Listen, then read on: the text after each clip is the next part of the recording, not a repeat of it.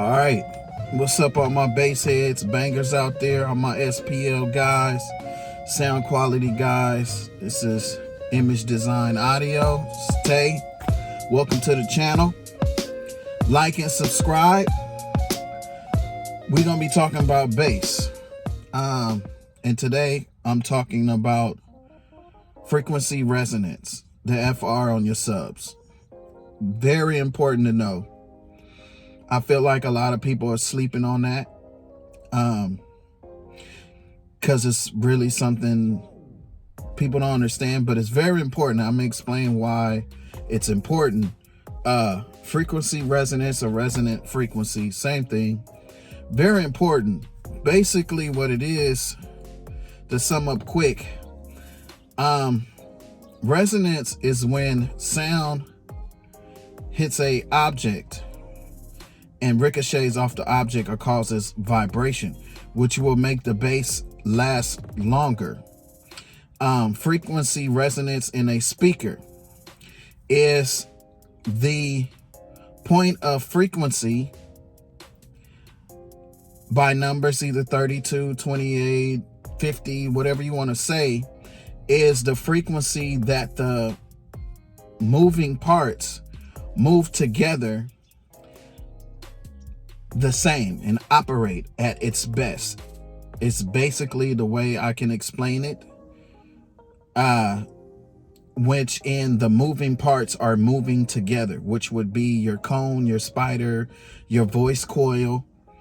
When all of that moves together, it creates a resonance inside the speaker, which makes your bass hum longer every time it hits. So instead of boom, it's gonna go boom, which some of you might like, some of you don't. I'm a subby type of dude. I like the sub. I don't really care to hit that hard. I like it to sub. I like my bass to travel. Some guys want it to hit hard and just be loud. That's the difference between SPL and SQ. I'm an SQ dude. So nothing wrong with SPL either. That's fun. I like to get a little loud if I want to sometimes, but I like more the vibration. So the reason you need to know the frequency resonant of your sub, because in theory, and I tested it, a lot of people not talking about it, when, let's say, your frequency resonance in your speaker is 35 hertz. When you hit that frequency, you guys can test it. Everything I'm going to tell you, you can test it. Hit me back in the comments. Tell me what you think. Find the frequency, resonant frequency resonance of your sub. Go in the specs. Go online. I guarantee you, I got 3 different subs. I put them all in my car, testing them all. When I hit that frequency, it's actually louder and it hums and it sounds better. You could Google this if you want. A lot of people not talking about it on my channel. I'm gonna be talking about stuff that's very important, I think. I mean, I love bass. We all love bass. We're all bass heads. And I'm just enjoying myself.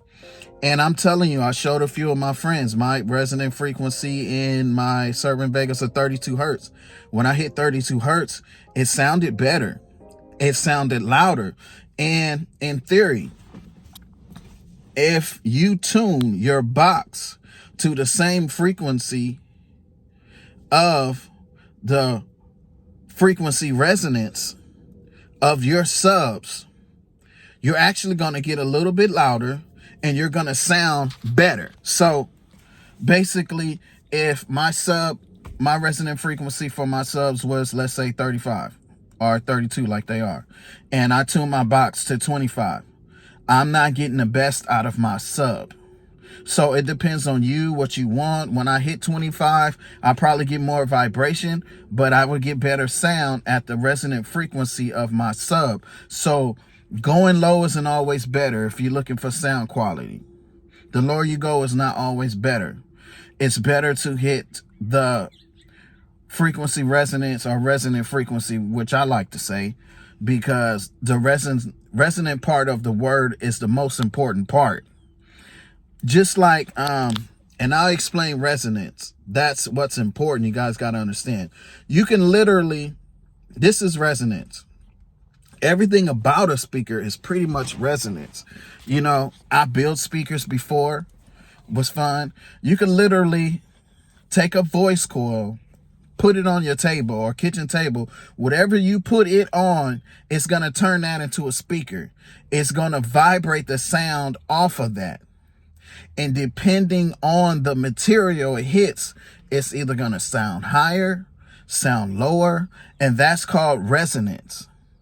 When something, resonance is vibration. The more vibration you get, so the reason you want to hit the frequency resonance of your subs, because the bass is going to last longer, which is going to build up higher.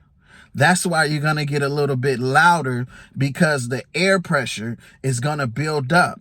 Because instead of going boom and starting over, because the cone is moving back and forth. But when you hit that resonant frequency, I looked at my cones, they're not skirting too far. They're skirting perfectly, and there's not much of a stop and go. So the air pressure builds up and builds up even more, because that tone is generating, it's carrying. And that's why resonance is important, because it's all resonance. And I just wanted to break down frequency resonance. I'm loving it. It's amazing. Like, subscribe. I'm be talking about a lot of bass stuff, having fun, you guys. I just want to teach people some stuff that I think is cool. I'm very into sound in all ways, musically, physically, body wise. We'll get into that later. You know, certain tones, I'm gonna do another video on that later. Certain tones carry certain energies, which are great for your body, but some bass tones are not good. So we'll talk about that later. That's gonna be a video on my next video. I'm gonna talk about why we love bass. The reason we love bass, because it's actually doing something to your body that feels good. And certain bass tones feel good and certain ones don't. But then that depends on the person theirself. You know, I love 30 hertz. I'm a 30 hertz guy. Some people like 35 and 33, but I love 30 hertz. And I love 20. I love 20 hertz. Some people can't hear 20 hertz. Some people can, which is, you know, probably when I get 50, I probably won't hear 20 hertz anymore. You know, that's another factor.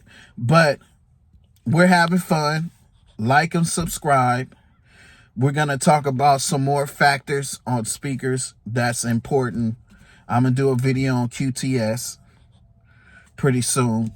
Have fun, you guys. Once again, this is Image Design Audio Tay. And we out.